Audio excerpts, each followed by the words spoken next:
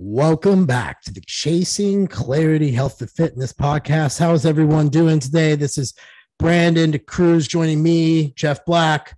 Today we have episode 7, how training and building muscle increases your metabolism and TDEE. But first, B-Man, how's your last week been? What's been going on up in your end of the woods? Man, I'm going to be honest with you.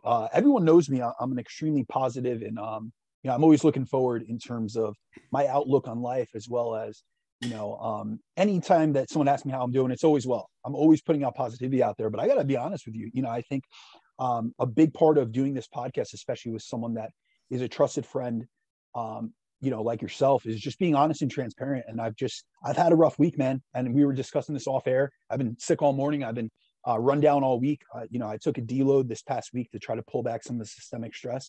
But you know what?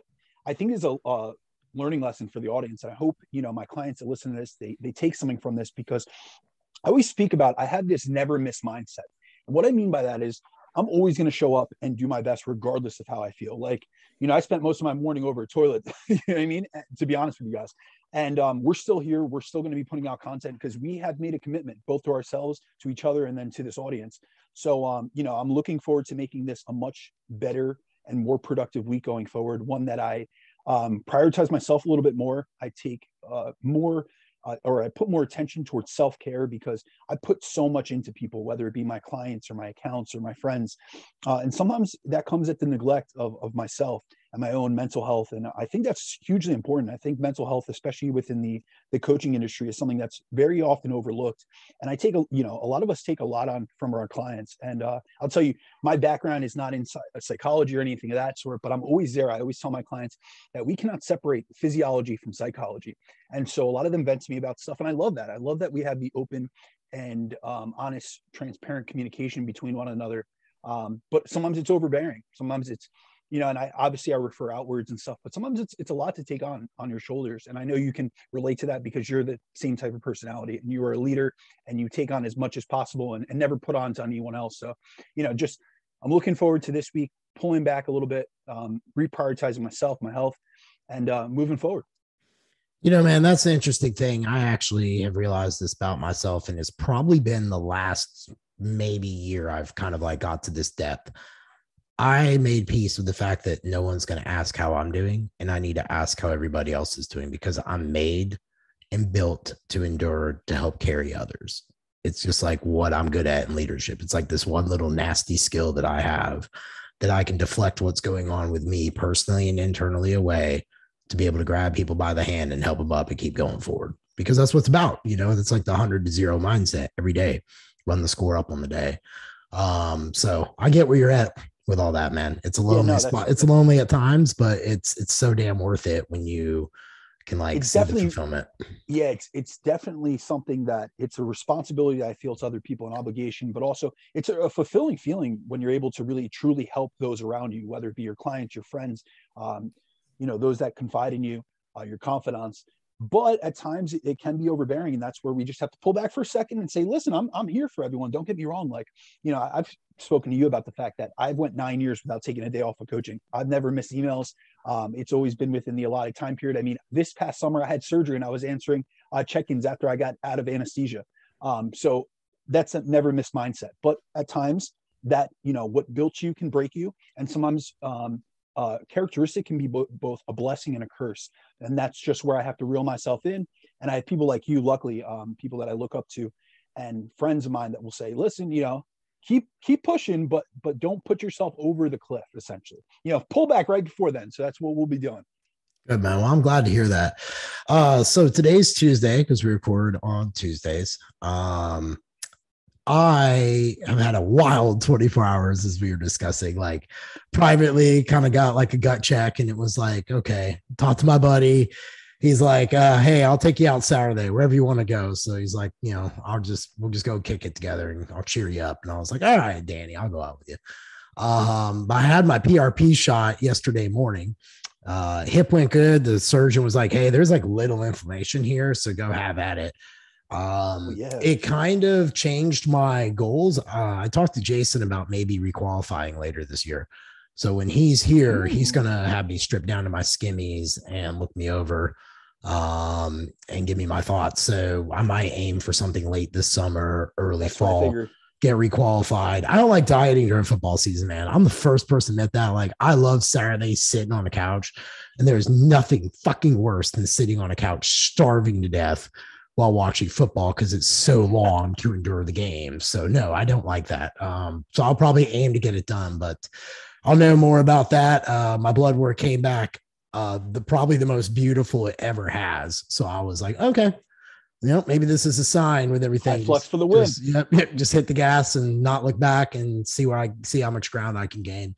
But otherwise, man, Keegan graduated last night from 5th grade.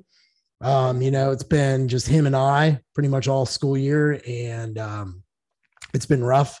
He was talked about maybe some, having to be retained because he just wasn't really applying himself. But he managed to test out of everything he needed to test out of and brought me his best grades of the entire school year to me last night, and did not have one single bad grade on there.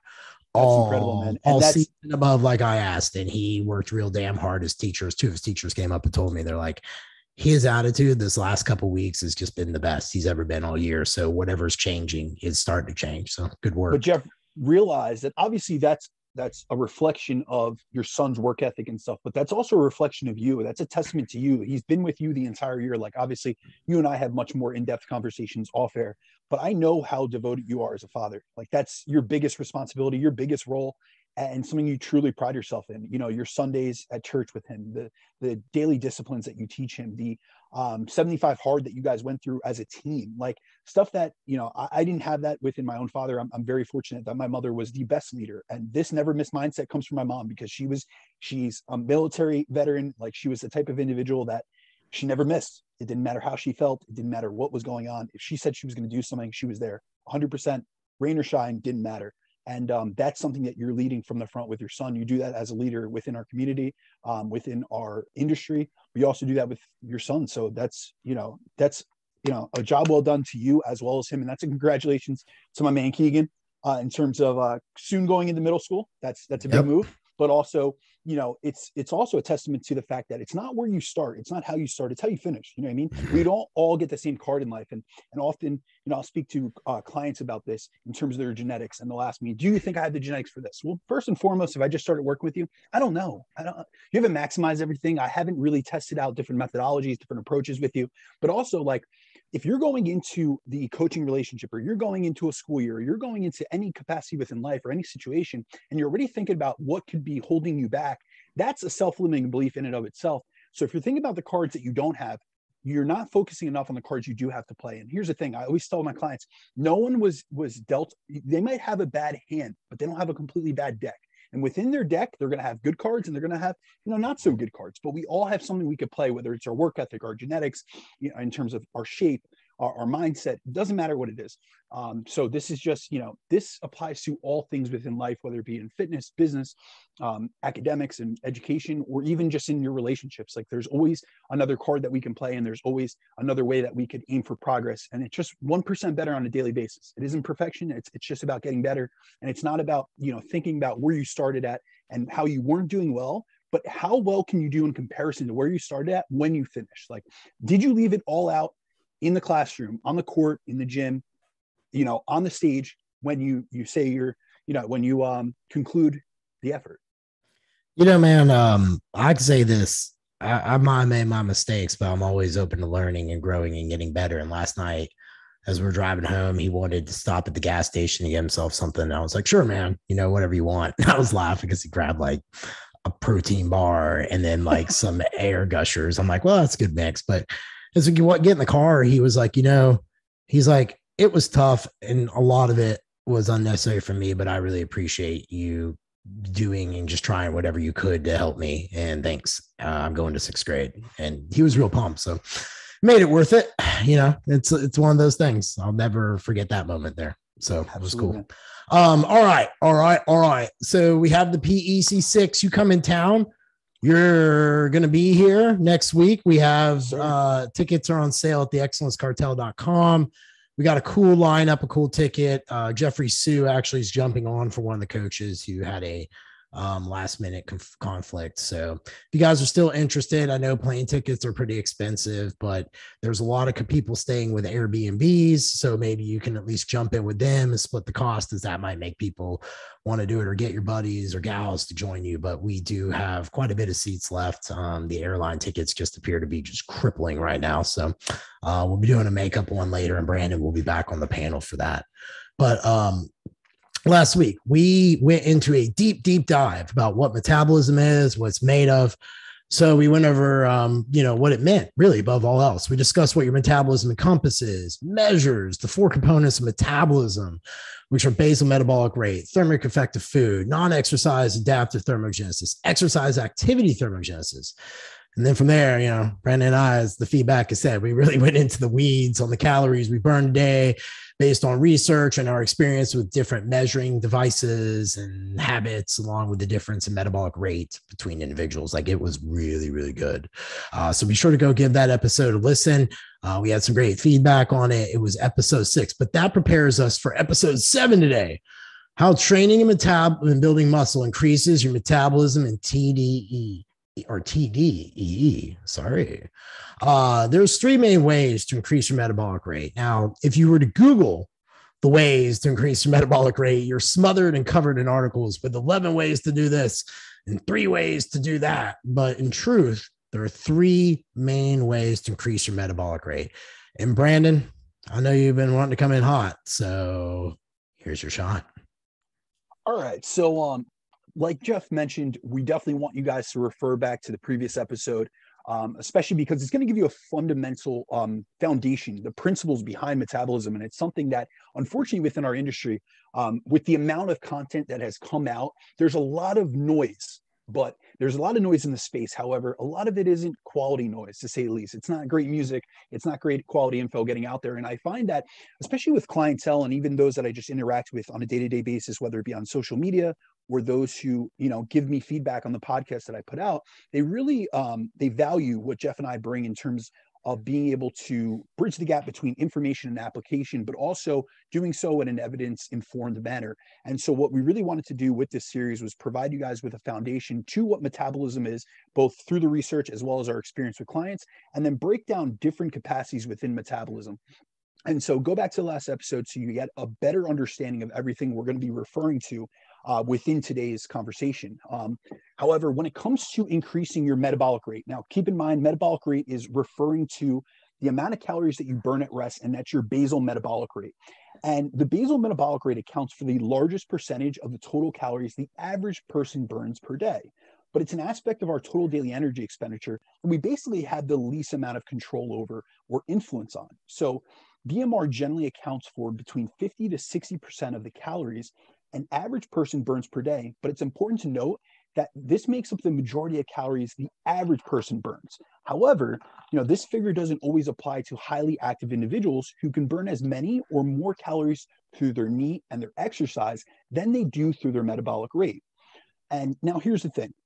Besides the thermic effect of feeding, our BMR is the least modifiable aspect of our TDE, meaning it's the most difficult aspect to drastically increase. But this doesn't mean that there aren't ways to increase it or that we shouldn't try to, because really I speak often about, the high energy flux model that I use with many of my clientele. And I speak about the mindset of abundance, and it's a lifestyle of abundance more so. And what I mean by that is the reason that we're aiming to increase our metabolic rate, it's not just for the fat burning capacity or any of the trendy things that you see marketed to you on YouTube with guys that talk about increasing metabolic rate, but it's really so that you can live a better life overall. You have more energy. You can put more energy into the system. You can eat more and maintain your body weight.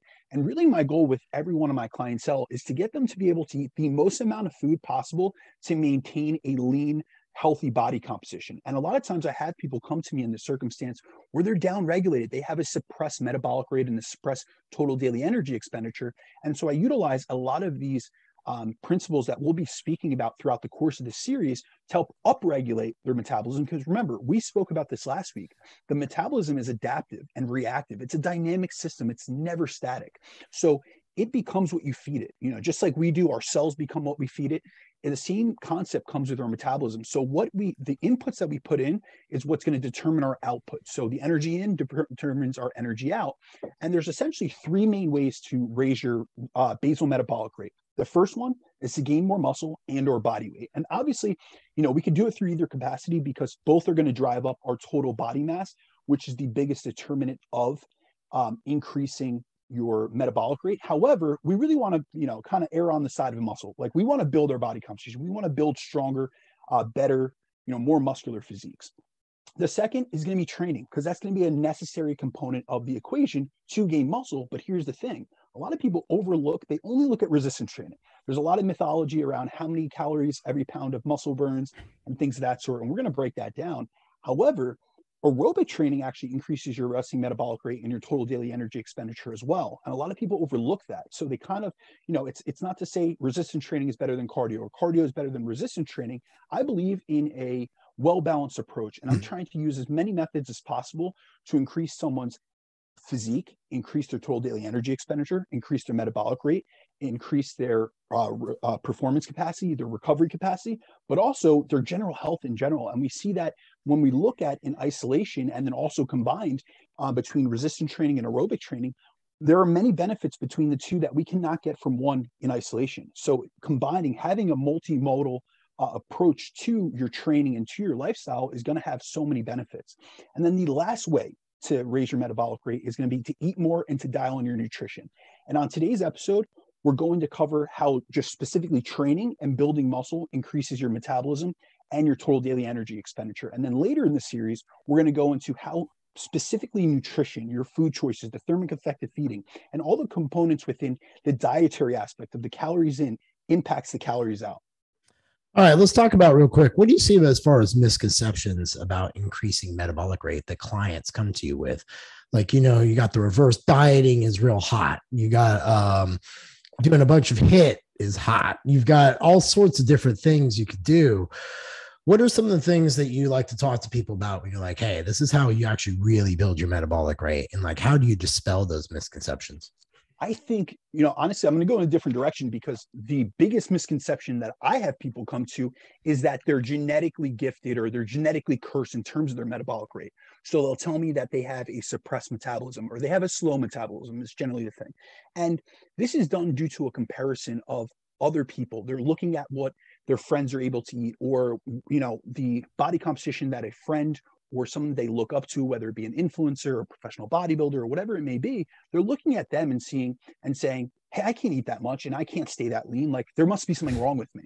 Yeah. And they don't realize that there's so many things that come into the equation. But as we covered in our previous podcast, we generally only see about a 5% discrepancy between two individuals of the same body size in terms of their resting metabolic rate or their basal metabolic rate. So no one is that genetically gifted or genetically cursed to the point that their basal metabolic rate is what determines if they stay lean or they can't stay lean. And here's the thing. We actually have research studies that look specifically at the resting metabolic rate. So that's basal metabolic rate plus your thermic effect of feeding. And whereas BMR accounts for about 50 to 60% of the calories someone burns per day, the RMR includes that 10% that we get from the thermic effect of feeding. So with your RMR, it accounts for about 60 to 70% of the calories that someone burns per day. And we see in tightly controlled studies that your RMR is not predictive of, so having a high RMR or having what's quote unquote a fast metabolism is not predictive of more weight loss success nor of weight regain. So it doesn't dictate whether you're going to be able to lose weight and stay lean, nor does it predict that you're going to gain weight and gain fat. So it's not, it is the least modifiable aspect. However, it also isn't the one that's going to make or break you. So that's really what I try to get across to clients. Listen, there are certain things we have all genetic, different hands that we're dealt, and we can't essentially focus so much on what we really can control. Let's focus more on the factors outside, within our control that can affect those different components. And like I said, we can increase your resting metabolic rate, and we're going to teach you how to within this series. However, still, even when we do, it's not going to be drastic. It's going to be, a couple percentage points, but these things add up over time. And it's the law of repeated efforts. And it's also the compounding interest of making the investment of building muscle, of training regularly and engaging in an active lifestyle that's going to ultimately lead you to have a higher total daily energy expenditure, be able to stay leaner more sustainably and also eat more food, which is generally what a lot of people come to me. They're unhappy with the amount of calories that they can take in. They're unhappy with their body composition. And it's this comparison game. And they just want to live a better life of abundance because they've been in this mindset of restriction. Yeah, good point, my friend. Good point. Is there anything else you want to spit out on that before we move to discussing the hot topic of how I just keep saying hot today? I don't even know what the hell that's about. You know what it was? Is Nelly's It's Hot in Here was on at the gym, and I was caught myself like wrapping it. Yeah. Caught myself wrapping it, but a little STL love since I love my Cardinals. But everyone's told, in order to build your metabolism, you got to add muscle, and that helps your fat burning at rest. But, when you tell clients like, hey, at rest, your muscle burns like 6 calories per pound per day. Oh, see, you're dispelling the myth. I was going to go into it. I know. So, but they're disappointed when they hear that. And I'm like, no. It's like, if you stay with this, you'll keep building more muscle over time, which allows you to get a better metabolic rate. And then you'll be allowed to kind of get the life and the enjoyment that I think you want, or most people do, when they can go out and eat something, it doesn't just stick to them. And they can go about living, because that's where most people want to get to. The problem is they just can't understand that you can't do more than 2 or 3 meals a week. It starts just getting real shitty after that. You maybe get one good one at best. But let's talk about how muscle increases metabolic rate. So I guess I just knifed what you're wanting to point. So I was going to point it out, but we're going to still dive into it.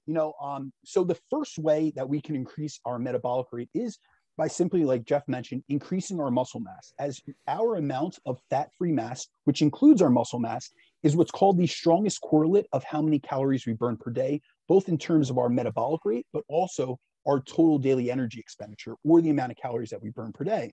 And we also see that there's this linear relationship, essentially, between a person's level of fat-free mass and their energy expenditure. So the more fat-free mass you have, the more calories you're going to burn in the course of a day. So if we're looking at increasing our metabolic rate, we really should focus on building more muscle. As we see, even in the literature, that muscle burns approximately 3 times the amount of calories as fat tissue does. So if we're going to gain anything, if we're going to gain body weight, let's leverage it towards muscle. Let's really prioritize that because muscle is the most metabolically active tissue that we can build. Now, the one thing that Jeff pointed out was a common myth, and I even see this in I see other fitness professionals, put this quote in their posts, and I've also seen it in some of their mentorship courses, that you can boost, 1 pound of muscle will boost your metabolic rate by 50 calories. And I really, I wish that this was the case, honestly. I'm a big guy, big into muscle, and I wish I could tell my clients, hey, if we add 10 pounds of muscle, you're going to gain 500 calories that you can expend per day at rest. But that just isn't the case. And here's the thing, I always get confused when I see people make this quote, and I wonder where it came from, because we actually have research since the 90s that have looked at the specific resting metabolic rates of major organs and tissues in adults, and have known that for every kilogram of muscle tissue, it burns 13 calories, whereas for every kilogram of fat tissue, it burns 4.5 calories. And that's where we get that 3 times, equation. But, ultimately, their error aside, obviously it's a little bit sexier to say 50 calories per pound of muscle, but that isn't factual, but it's still something. It's if we're going to be able to add anything, might as well add muscle and increase your metabolic rate in that capacity. And adding muscle, as we're going to speak about later on in this podcast, adding muscle in the context of training has so many other benefits that are going to increase your total daily energy expenditure. So despite the fact that muscle doesn't increase metabolic rate as much as many think or claim, it's still the best investment that we can make into our physiques and into our health long term. As muscle makes up approximately 40% of our body weight, it's the biggest organ in our body, and your level of muscle mass generally will account for about 22% of your resting energy expenditure. And your level of muscle also accounts for 69% of the difference we see in metabolic rate between individuals. So we can have 2 people of the same exact body weight, but if their body composition is completely different, if one has much more fat mass and the other has much more muscle mass, we're going to see a significantly higher metabolic rate and total daily energy expenditure in the more muscular individuals. So if you're looking at someone else and you're just seeing, them from the outside, and you're saying, well, they're about my same body weight, but they can eat all this food, it could be that they just have substantially more lean body mass than you do. And so that's really where we have to look at it's not about body weight, it's about making the most out of your body composition, meaning being able to increase muscle as much as possible, or as much as your goal is within your goal, and then also decreasing fat tissue. Dude, It's pretty tight. Is there anything that else that you wanted to spell on that topic since we are talking on it? Because, you do see social media flooded with, oh, just put on muscle and your metabolic rate flies up. And I'm like, ooh, not so much. But I guess I want to ask this then. What is the phenomenon would you say in regards to reverse dieting that people will see? Is that from where they're adding on muscle? Because, when you get like a client, I call it like the virgin effect, right?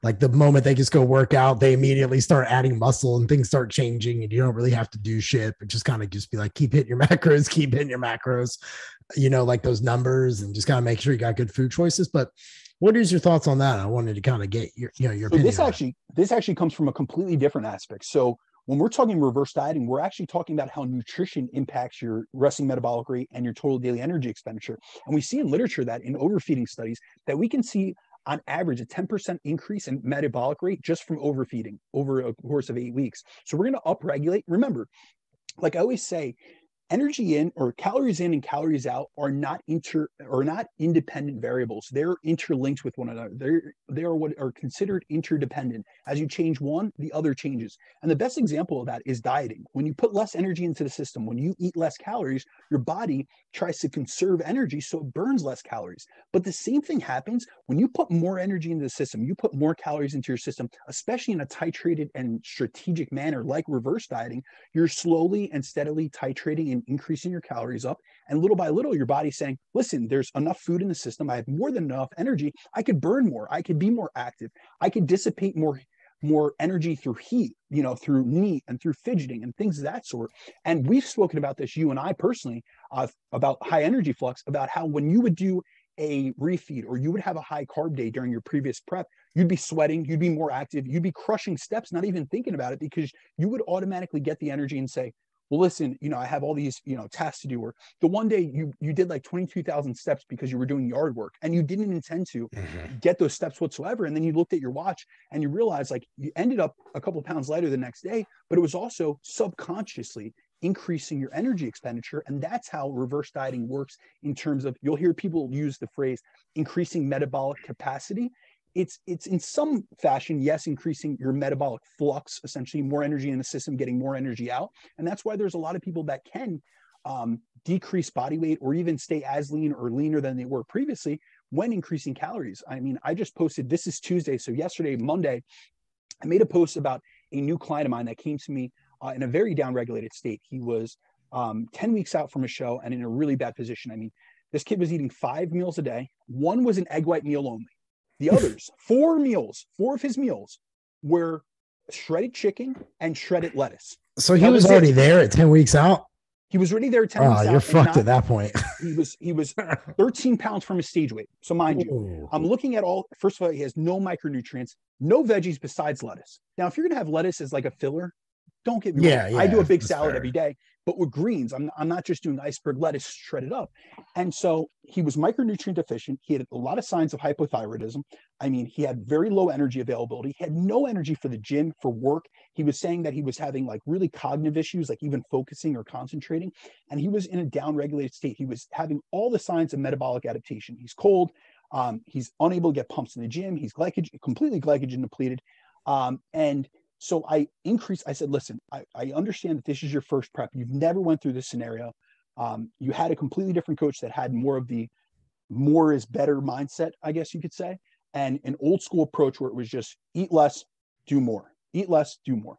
And that works for a period of time. But when the body stops responding, you need to be able to pivot and change your direction and really be able to make sure that the body can respond again. So I pulled back everything. I pulled back his training volume, which was through the roof. And he wasn't even able to sufficiently stimulate muscle tissue, let alone with 30 set workouts per session. He didn't even have the energy to, get in the gym, let alone to complete those with any level of intensity that would actually stimulate and maintain muscle tissue. So I pulled back on his training, pulled back on a lot of his intentional cardio, like the HIIT cardio he was doing. I put him on just steps. And I increased his energy flux and I increased his energy intake. And I essentially have been reverse dieting him into the show. He was on 50 grams of carbs or less per day, talking, total grams of carbohydrates. And we got him up around 200 initially. I made a bump. And obviously, at first, he's gaining weight. It's glycogen restoration. We know for every gram of glycogen comes at least 3 to 4 grams of water. But there's a misconception with that. That's the average amount of glycogen that or the average amount of water that comes with 1 gram of glycogen. We have research studies that show in glycogen loading circumstances that it could be up to 18 grams of water per gram of glycogen. So that could be someone adding pounds difference in terms of their total glycogen storage. So say we go with the average, that's 4 grams per gram of glycogen. So for every one gram of glycogen, you get 4 grams of water. So if you went up 100 grams in carbs, your body weight would go up 500, which is a little bit over a pound. So keep in mind, when you're increasing carbohydrates, a lot of that is just water going into subcutaneous space and filling out muscle glycogen stores, which has water in it. That's why you look fuller when you have a high carb day.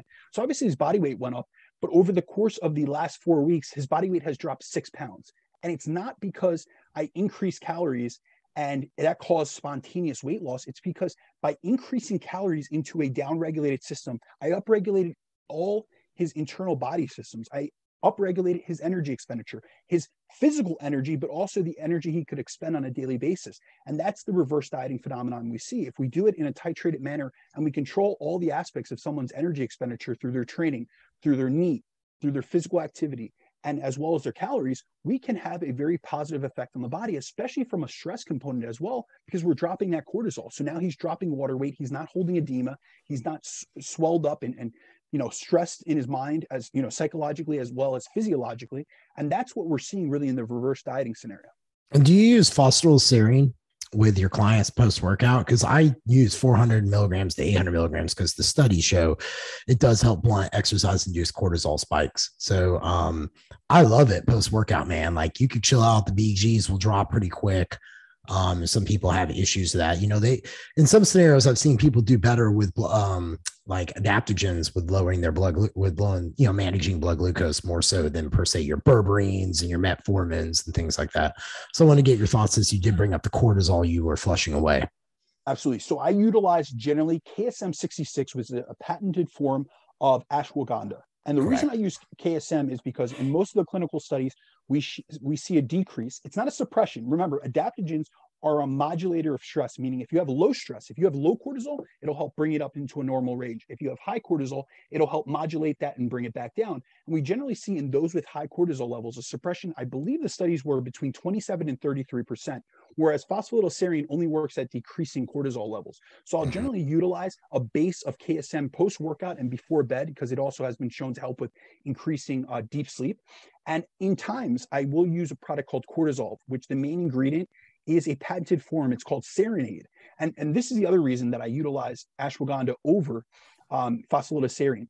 The quality of phosphatidylserine is very hit or miss. And I know this because I've worked in the supplement industry for over a decade. And when I was at a previous company that had a lab in it where we would test other people's products, I believe 8 or 9 of the main companies out there out of 10, kind of came back with a less than spec. Let's just say that they didn't meet label claims in terms of the actual dosage. And the reason I recommend cortisol is because that was the one product that was efficacious at the time. And, RIP Matt Porter, he was actually a friend of mine.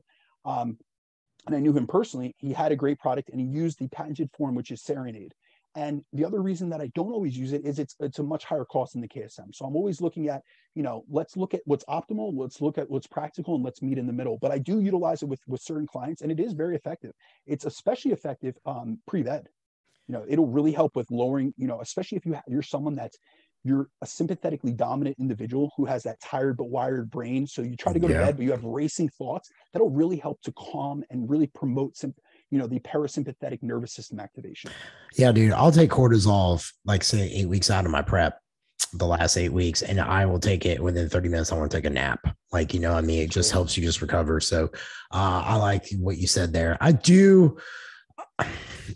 with you. I think that, when you're taking, like, say, the NutriCost brand of phosphatidylserine, it's probably not 400 milligrams, probably looking more like 300.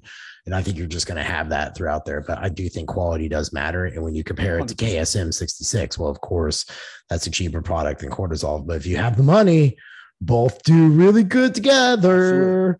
Okay. Well, then with that being said, then how much does training actually impact resting metabolic rate? And I have a question before we go into this. Okay. So currently in the space, everyone's damaged, everyone's broken, everyone is just destroyed, apparently, I guess.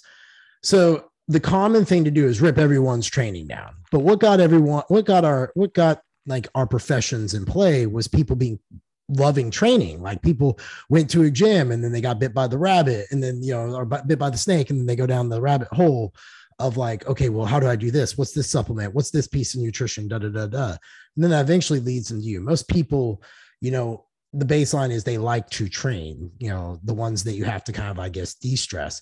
But what you see is them getting pulled from training sometimes completely and just put into yoga for months on end, which can, of course, probably impact its RMR. But I guess where I'm going with this, when you're talking about training, are we assuming that in the context the client is healthy, they don't have any gut health issues, they don't have any hormone imbalances? Does the literature really touch on this and the research?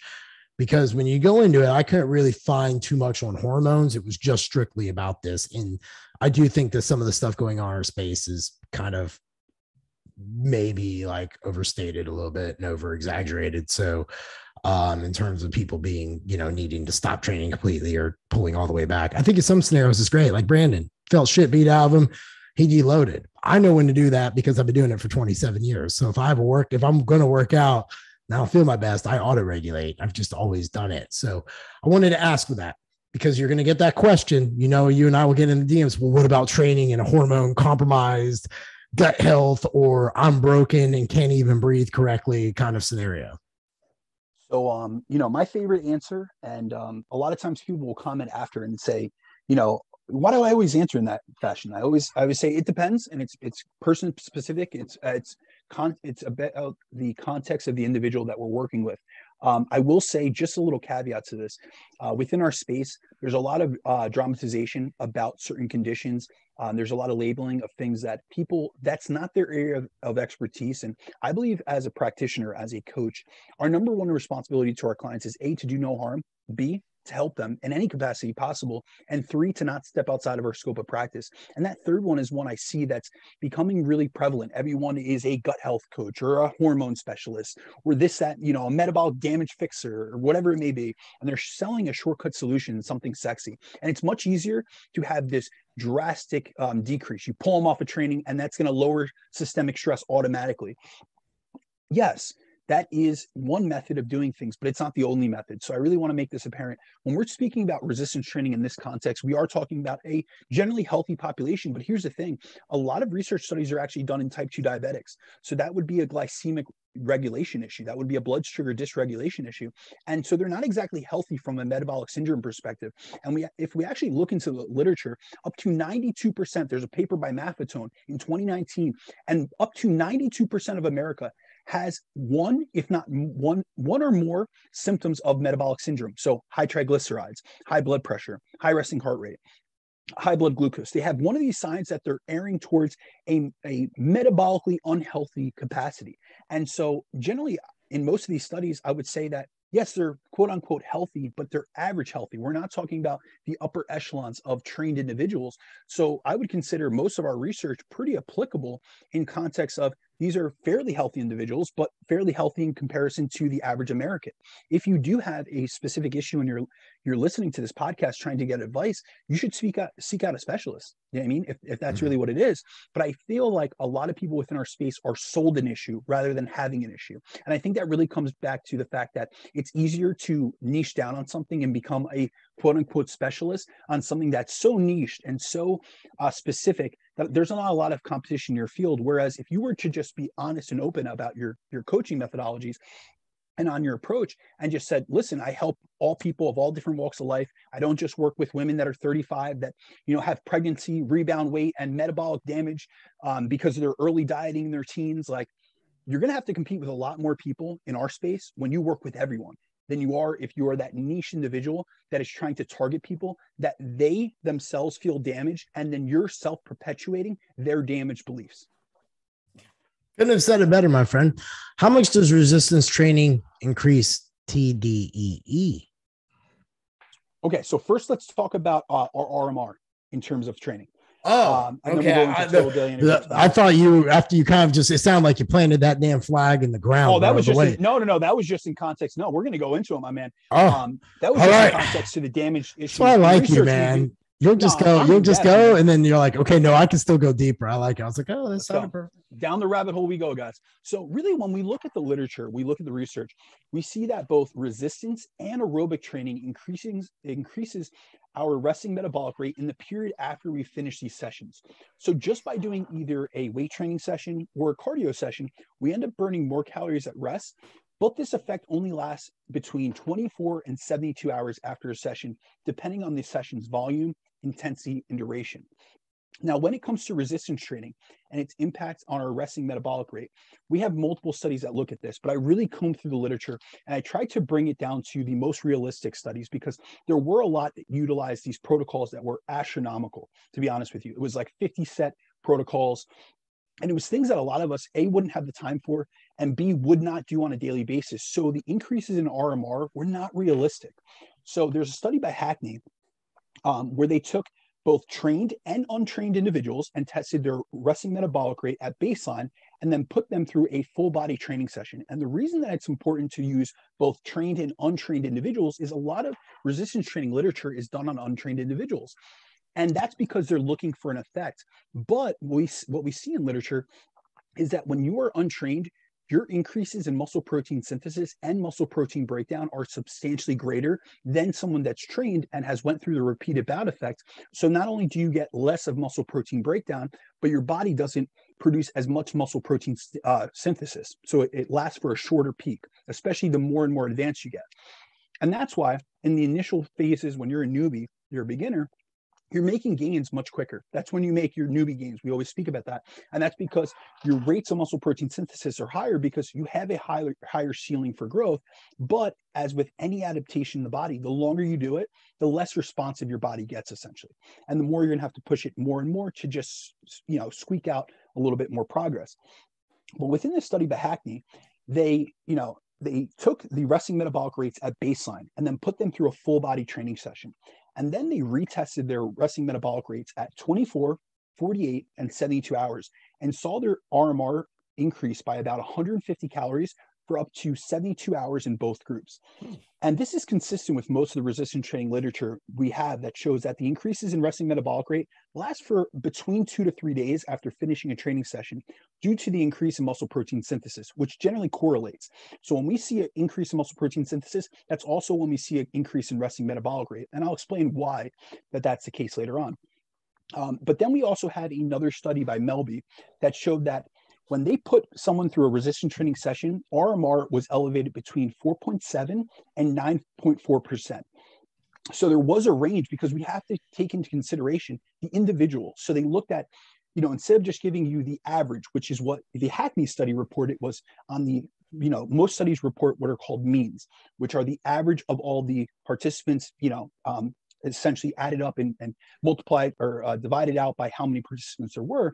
But the Melby study I really found interesting because they reported all the individuals' increases in resting metabolic rate, and they showed you this range. So it was at the low end, some people only got a 4.7% increase. At the high end, there was a 9.4% increase. And say this was, so you guys can see like the difference between individuals. If someone's resting metabolic rate was 1,800 calories, this increase in resting metabolic rate would equal to them having an 85 to 169 calorie increase in the 2 to 3 days after the workout. So, we're picking up a couple hundred calories just by resistance training. And this is not what you're burning in the session itself. Now, when we do aerobic training, we also have an increase in our RMR as well, which is something that a lot of people overlook. They consider like cardio to be something that it's not as positive. It's almost like you only burn calories in the moment, but there is a longer acting effect. It's not as long as resistance training, but it's still something that we can benefit from. So in one study by Gillette, they put subjects through either a high volume resistance training session of an hour or an hour of steady state cardio. So they looked at, volumes that were equivalent in terms of the duration of the exercise. And they saw that the RMR increased by about 100 calories in 24 hours after each session. So when volume was equated, or duration essentially was equated, they both had the same amount of increase in resting metabolic rate. And that's pretty much in line with what we see with other studies, about 100 calorie increase. So you can expect around 100 to 150 calories from resistance training and then 100 calories from aerobic training. Now, these were all single studies that show similar increases or similar results. But whenever I talk about studies, whenever I go into literature, I'm a big fan of what's called the hierarchy of evidence. So I kept digging in when I was looking into this topic and found a recent 2020 meta-analysis and systematic review, which anyone out there, a meta-analysis is essentially a study of studies. And in this meta-analysis specifically, they looked at 22 studies and the effect of both resistance training and aerobic training on resting metabolic rate. And in all the studies, they measured the resting metabolic rate both pre and post-training to see how each type of training affected RMR.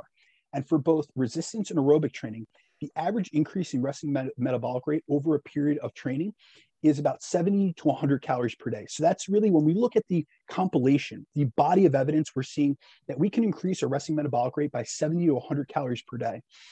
And, when people think about how training increases their RMR, they think about building muscle and how that will increase their resting metabolic rate. But there are independent increases in RMR that will take place when you take up training regularly, because you're more active, your muscle protein turnover increases, and there's a lot more metabolic processes going on in the body. So it's not just because you added muscle mass. They actually see these increases in resting metabolic rate even when someone's untrained and has done one single session. So we're getting this net benefit. And if you are someone that trains with a higher frequency, you weight train 5-6 times a week, you do cardio on a daily basis, you go for your walks, you're getting that net effect, and that's compounding over time, which is one of the reasons I'm such a proponent of, resistance training, but also in conjunction. I never like, when clients will ask me, well, do you think I should do cardio or I should do resistance training for my goal? Well, if they have the time, I'm utilizing a multi-pronged approach to get the most benefits possible. How do you manage inflammation if you train 5, 6, 7 days a week, even if it's cardio? Well, it's really going to depend on the volume, the intensity of the sessions themselves, the programming as a total. I'm looking at biofeedback. So it's not that everyone, my average client will train 5 days per week, but I have some people that train 3 days per week. And I have some people that train very few, but I have some people that do train 6 days per week. And that's where I'm looking at spreading out volume in a higher frequency routine, meaning that instead of slamming a whole bunch of volume for a single body part in one session, I'm spreading that out and allocating volume more evenly spread across the week so that we can get more quality per session, but less systemic fatigue within the session. I actually thought about switching to that here soon. Was trying 6 days a week, do push, pull, kick, and just kind of cycle through it. But my heart belongs to 16, 20, 24 sets. Just destroy yourself, because I just came up there. I did. And that's the way I love to train, baby. Jeff, not to go into this. Oh, we're gonna go. But I got to hit you with it, because there is more research, and I know that. And believe me, dude, I've been training a long time. I've been training going on 16 years. Not nearly as long as you, but 16 years of my own, which is quite a bit. And when we started, when I started training, when you started training, the bro split was all the rave. And that's what we got used to, smashing ourselves. And here's the thing. We see that there's something called junk volume, which is further volume increases that don't lead to productive stimulus. You're creating more fatigue than you are stimulus. And so you're getting less of a return on your investment. And we actually see in the literature that over 10 sets per session per body part starts getting into the land of junk volume, essentially. Okay, and the really? most that we've seen is 12 sets per session. All right, but my question is, define the 10 sets, because I can do 15 sets of legs, but probably 8 of them are what I would consider RPEs, or I guess reps in reserve is the correct way to say this in the space now. Probably 1 to 2, maybe 0.5. So what are they assessing in terms of fatigue in that regard? So volume, a lot of studies are either using failure training as the protocol, because it's easy to standardize. So it'd be 0 RRR standard. And so it would be, we're looking at between 8 to 12 sets per session per body part at 0 RRR as being, stimulative. But we also have to consider that these are with individuals that might not know what 0 RRR is. So it's voluntary failure, essentially. So the point at which they think they can't do another rep, but they're not pushing them to the point that they're failing an actual rep, which would be actually muscular failure, where you got halfway through a rep. Say you're doing a bicep curl, you got halfway through the curl, you had to put it down. Your muscles gave out.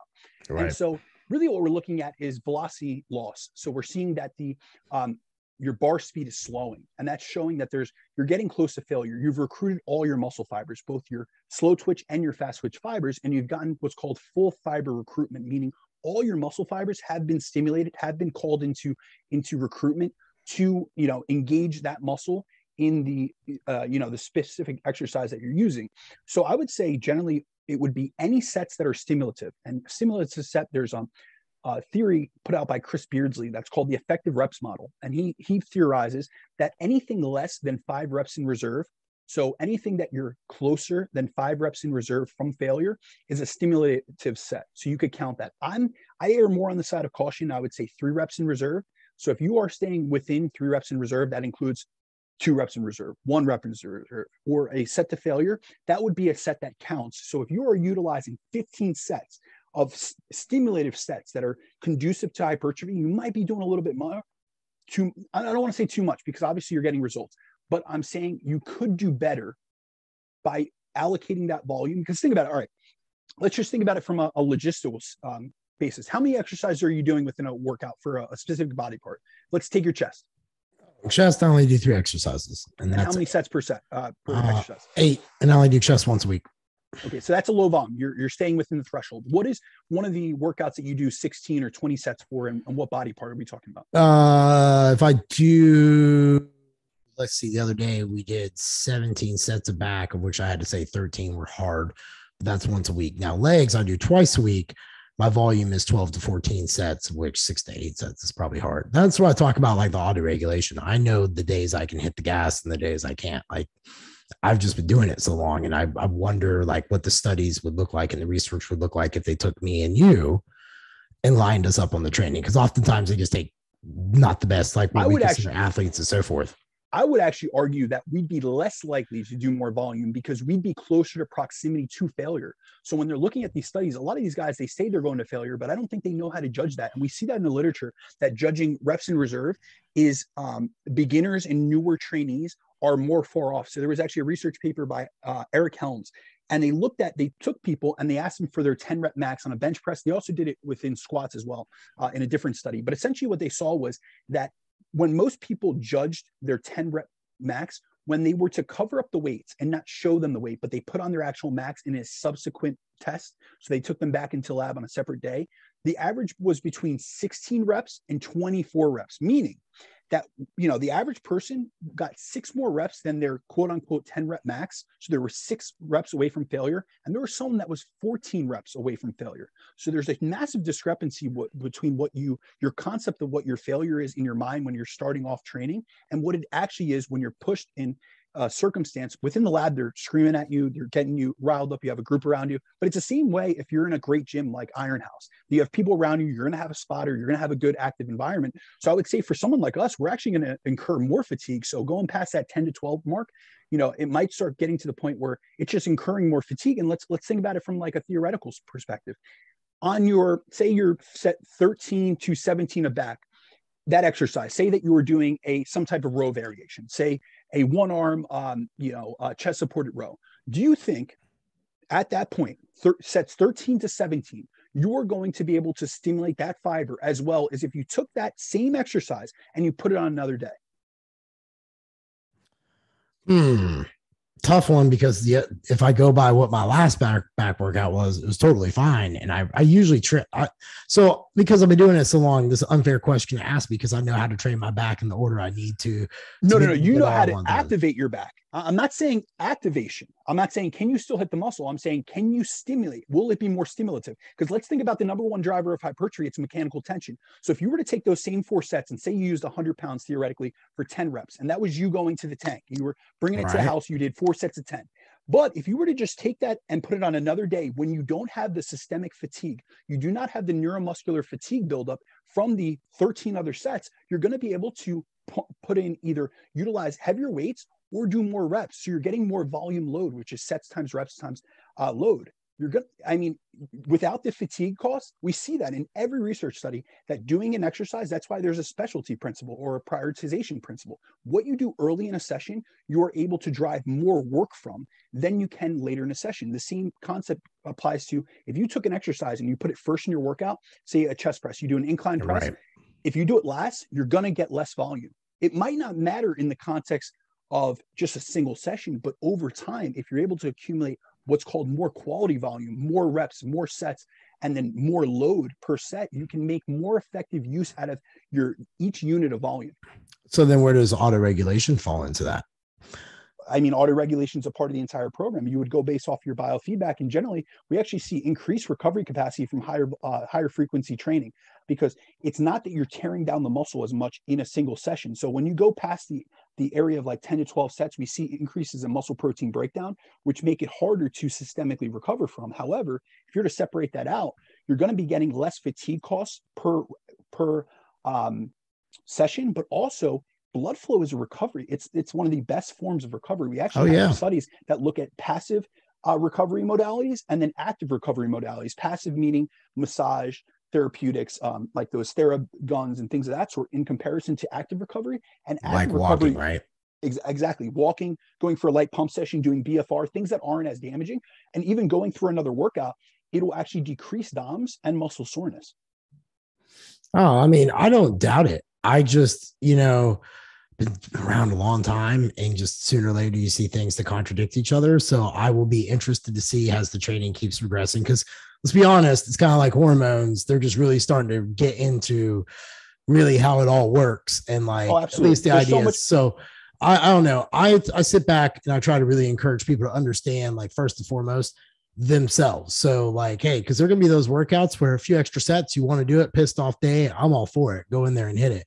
It might be viewed as junk, but get that steam off, because it might be the next time, hey, things are there, and 9-12 sets is total and you just smoke. So I think it's kind of understanding that difference. So absolutely. No, auto-regulation is going to come into play in any aspect, whether you utilize a bro split or utilize a high frequency routine, because you are going based off of what you feel in that day. So your RRR, just because you're going 1 rep from failure, say that I prescribe to a client, I want you to go 1 rep from failure. Well, 1 rep for failure on this Monday's chest workout could be completely different than that that Thursday's chest workout, because your sleep could have been altered, your stress levels could have been altered, your nutrition, you could have missed a meal, you could have been woken up in the middle of the night by your child. So your 1 rep in reserve, that's still auto-regulation, because we're utilizing a progression format, which allocates you to be able to decide, what do I have left? And maybe on Monday, when you were completely fresh, you had a whole weekend off, 1 rep in reserve was 10 reps at 100 pounds with the 100-pound dumbbells. But on Thursday, and that same circumstance, that same workout, you got really piss poor sleep Monday through Wednesday. You had a really stressful night. You woke up, you didn't feel well, you didn't hydrate. We see that even just decreases of 1 to 2% in hydration have drastic performance decrements.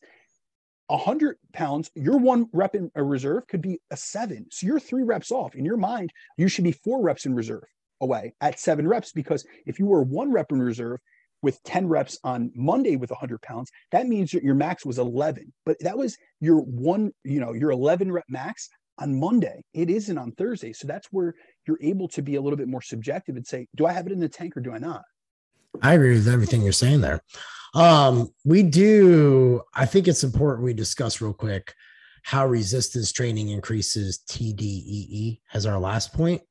Because we creamed out quite a bit, when you put together the outline of the topic. So with all that we just went down to, and I think that you're always going to hear different people with different opinions, which is always cool, which is why we get along so well. That's what this is all about. That's the beauty of it. And here's the thing, I also want to just hit on something. Sometimes people will say, "Oh, dude, you're so into the research." Like, dude, I have 16 years in this shit. I started getting into the research because I wanted to know the mechanisms of action behind things, but I came from a practitioner first and foremost. I coached many people before I even got a college degree. You know what I mean? So I do want to make it known that research isn't everything. I also want to make that very apparent. Research is a piece of the puzzle. It points us in the right direction, but it is a compass. It isn't a direct GPS. It isn't telling you exactly the direction to go into. It's telling you, hey, head north. This is the right direction, but it's not a GPS that's showing you the pinpoint, point by point directions onto how you have to do something.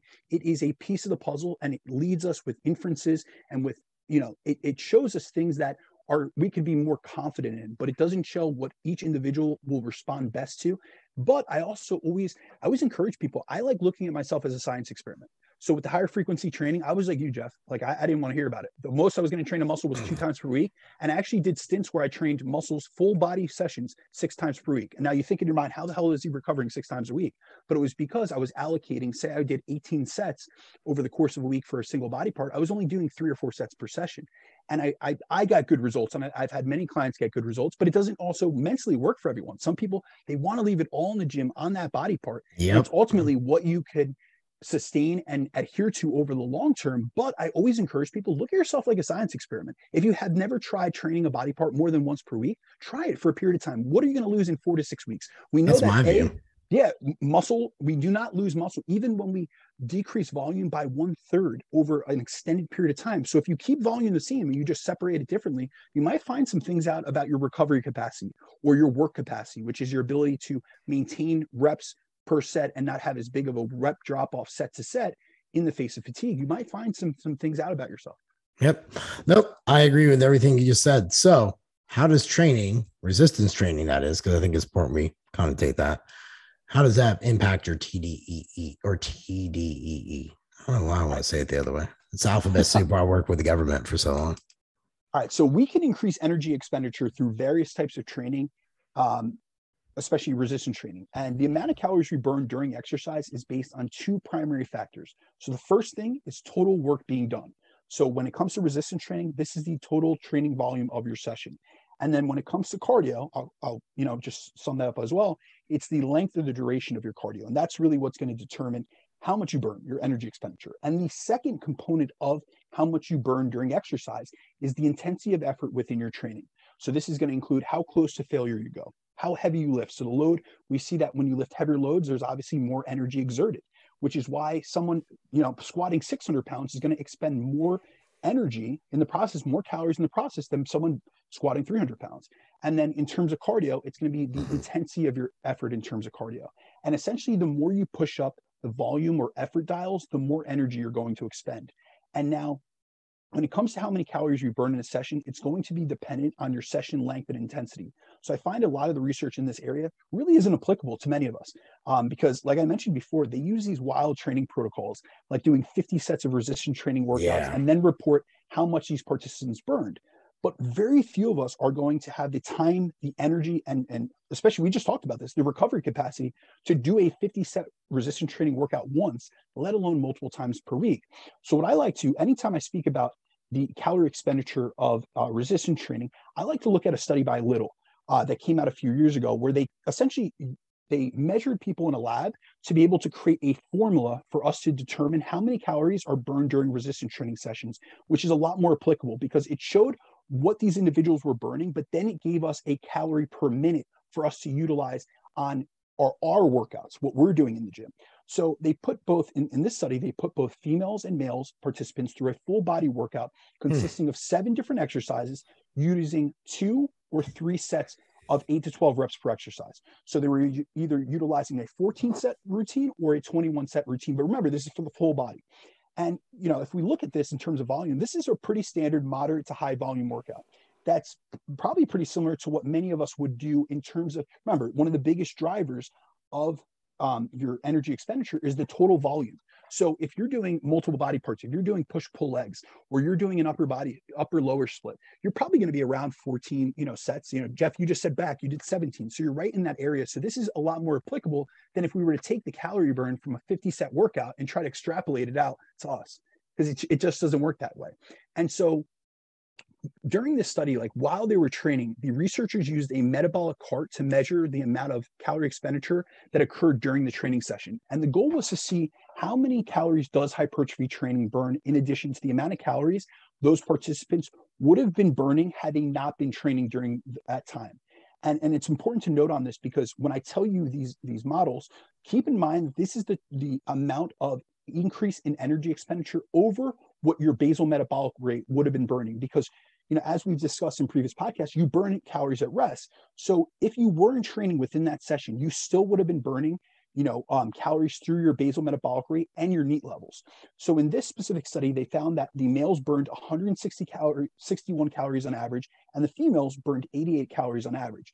Now, keep in mind, this was the total amount of calories they burned above what they would have during the same time period had they not been training with weights. And in other studies, I've looked through much of the research on this. We see that on average, women burn between 100 to 200 calories per session, whereas men burn about 200 to 300 calories per session. But that is when we consider the resting metabolic rate in the equation. So a lot of studies, sometimes you'll see, this high volume protocol burned 400 calories. They're also including the amount of calories that they would have burned at rest, which is generally between, for most people, around 80 calories. So we have to take that away. So if they did a 2-hour resistance training session, they report, hey, this individual burned 400 calories. We got to subtract 160 calories from that. So it's important to have on that. But really, when it comes down to it, the researchers suggested that when it comes to computing and utilizing like a scale or a calculator to, compute our energy expenditure from resistance training, men will burn on average 3 calories per minute, whereas females will burn 1.7 calories per minute. And the reason we see this difference in energy expenditure between sexes is due to the fact that men are heavier, so they obviously have a higher resting metabolic rate. They have more weight to carry around first and foremost, but they're also using much heavier loads, which increases the amount of calories they burn. But overall, most of the literature shows that at most, we burn about 3 calories per minute during resistance training. So if you're training for 60 minutes, keep in mind, you're probably going to burn at max 180 calories. I agree with all that. One day I was training and I looked down at my Apple Watch without seeing what my heart rates were doing, just usual. It's like, you burned 689 calories. I'm like, the fuck I did. It's exactly what I thought. It's funny because all these machines are so off. I was looking at a study, in preparation for this, and it was looking at cardio machines. And they showed the discrepancy, and the elliptical was up to 42% off. Like these are astronomical, readings that they're off. And that's why it's really important to utilize activity trackers. I'm a big fan of activity trackers. I have a Fitbit, I have an Oura Ring, but utilize them for what they're best at. They're best as activity monitors. They monitor how much activity you're doing, and they're really just an accountability tool. They're an awareness tool to let you know what you're doing and how active you're staying. And then you could track trends over time. If you see that you hit 10,000 steps per day, most days of the week, then you can keep at that and you can aim towards that. Or if you see that there's certain days throughout the week that you're really low in your steps or in terms of your sleep quality, you can utilize it as an awareness tool to bring yourself or to be more conscious of your actions, of your physical activity levels and things throughout your day, or your habits in terms of your sleep hygiene and things of that sort. And you utilize it to better your habits around physical activity, exercise, as well as in terms of your sleep habits, but to utilize them for things that they're really not validated, especially in a laboratory for, like burning calories, even heart rate. A lot of these are off on. Aura, Whoop, those things are pretty good at heart rate. But HRV is one that they're most of the literature is pretty off on them in comparison to actual HRV monitors. And we have to keep in mind, like a lot of times people will say, well, they're a big investment. A Fitbit's $100, or Oura Ring, for instance, is $300. But if you guys actually looked at the research grade models that actually measure these accurately, like even like a metabolic cart, these are $3,000 to $6,000 commercial grade. And that doesn't mean laboratory grade. So like we're looking at a massive discrepancy between the prices. So you can't really expect, like, I'm all about utilizing tools for what it's for. The same thing with the scale weight.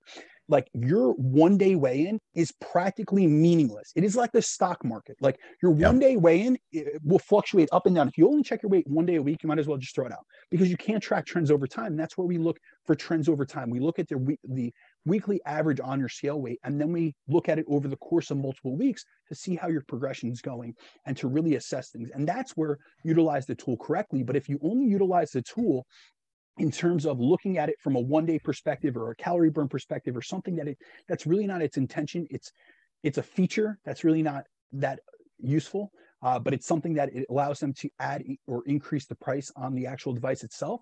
You're misusing the device and you're causing yourself more harm than good. Well summarized, my friend, as always. So guys, we're going to cut it there because we heard you all.